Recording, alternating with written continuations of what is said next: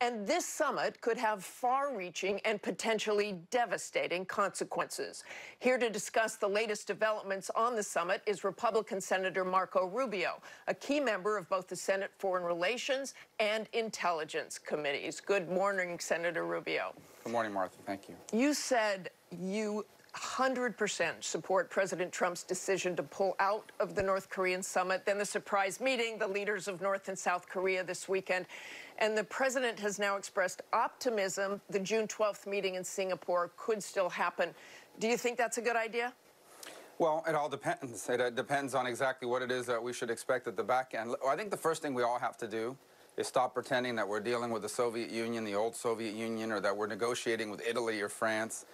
This is a very erratic regime that's very, let's just say, paranoid about the rest of the world, distrustful of the rest of the world. They've never dealt with outsiders. They don't have an established diplomatic corps. They've never done that on their end.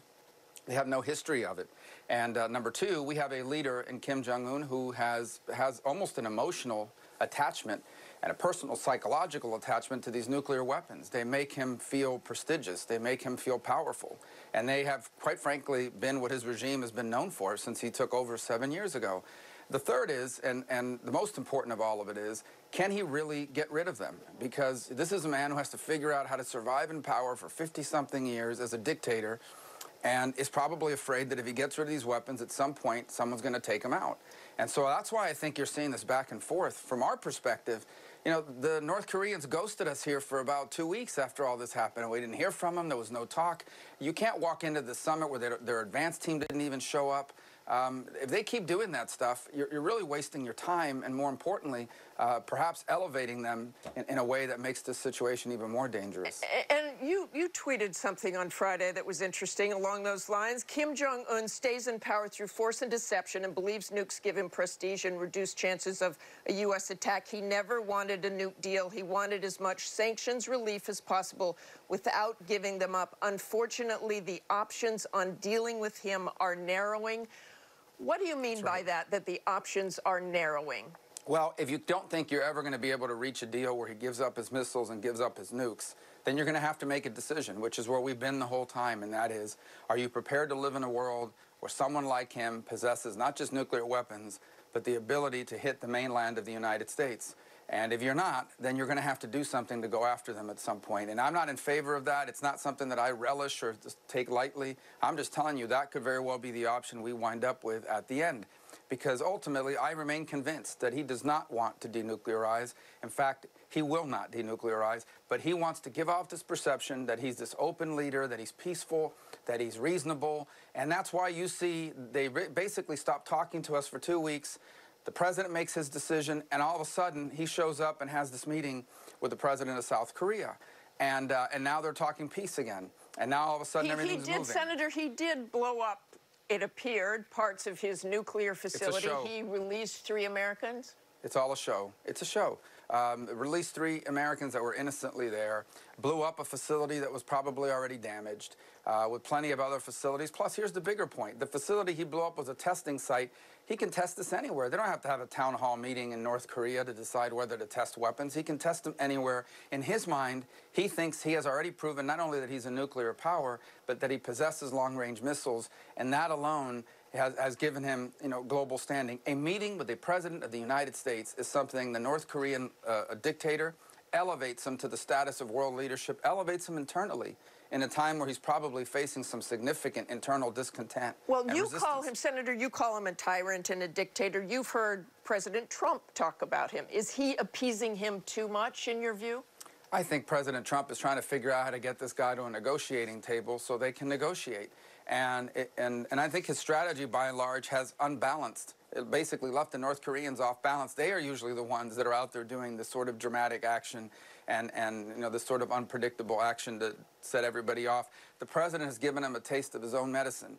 It's a style we've never seen in a presidency before, but it seems to have at least, knocked them off of balance. I can imagine that for all these years, North Korea has been used to dealing with traditional politicians. I give the president credit for that, but ultimately, there's got to be a deal. That may be what sets the conditions, but ultimately, now that there have to be a deal, but it has to be verifiable. That is a very difficult thing to accomplish with a country in North Korea that has no history of diplomacy, no history of negotiations, and no one around that's ever done this before. I want to get to China and put up a Washington Post headline from this week. Rubio emerges as one of Trump administration's loudest critics on China.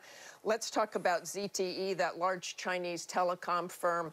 The Trump administration wants to lift sanctions on ZTE because President Xi appealed to them to do that, even though ZTE had sold equipment to Iran and North Korea.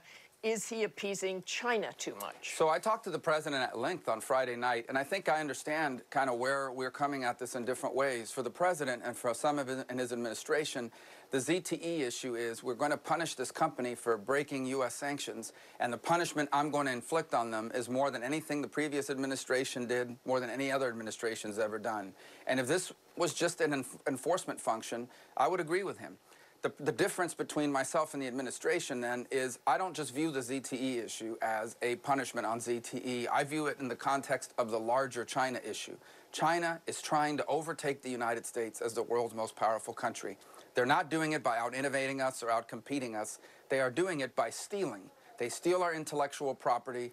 They force our companies to transfer this stuff over. And the only way that we're going to stop them is that they face significant consequences for continuing what they are doing. Putting out of business a company like ZTE is the kind of significant consequence that China would respond to understand that we're serious. And so while the administration is viewing it solely as recalibrating the punishment on ZTE for sanctions, I'm viewing it as an opportunity to impose a real cost on China for everything else that they're doing. And I think that's where the difference of opinion comes from. And you think Congress will pass a bill prohibiting the administration from lifting the sanctions?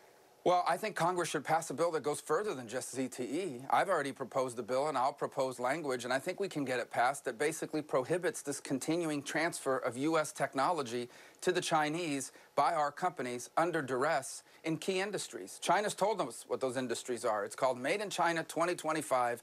It's quantum computing, 5G technology, all the major industries that will dominate this century. They've told us what they are. There is no way that our American companies, that it should be legal for them to have to transfer or to transfer key technologies in those sectors to the Chinese. And Senator Rubio, just quickly here in the end, on the so-called FBI informant, President Trump says that the FBI had a spy in his campaign. I know you were not in those classified meetings this week, but based on what you have seen, is the president telling the truth?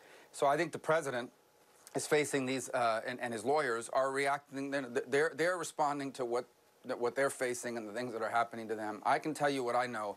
Number one, if there is an FBI informant or any sort of inappropriate action that's been taken targeting a political campaign, the president's or any, we want to know about it, and it should be punished. As far as what I have seen to date, it appears that there was an investigation not of the campaign, but of certain individuals who have a history that we should be suspicious of that predate the presidential campaign of 2015, 2016.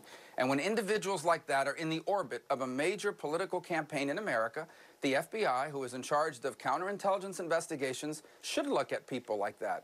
But they're not investigating the campaign, they're investigating those people. In fact, so you're saying President Trump was wrong?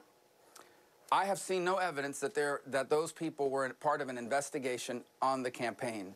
If that exists, I would want to know about it. We should all know about it. And if that would be wrong, and we should do something about it. But up to now, what I have seen is evidence that they were investigating individuals with a history of links to Russia that were concerning. And that was appropriate if that's all that happened. Thanks very much for joining us this morning, Senator Rubio. Thank you.